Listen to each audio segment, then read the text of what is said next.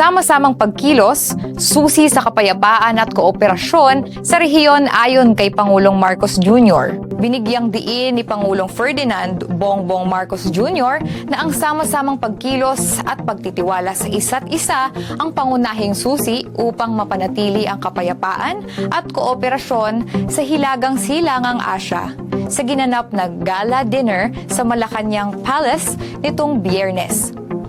Formal na pinangunahan ng Pangulo ang pagtanggap sa mga foreign minister na dumalo sa ika-50 anibersaryo ng paglagda sa Treaty of Amity and Cooperation in Southeast Asia.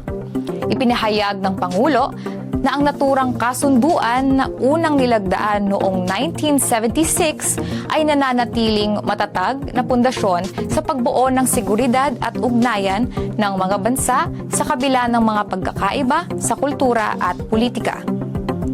Kabilang sa naging highlight ng pagtitipon ang opisyal na nag-anib sa TAC ng 4 na bansa mula Europa, ang Sweden, Poland, Romania at Lithuania bilang mga bagong contracting parties.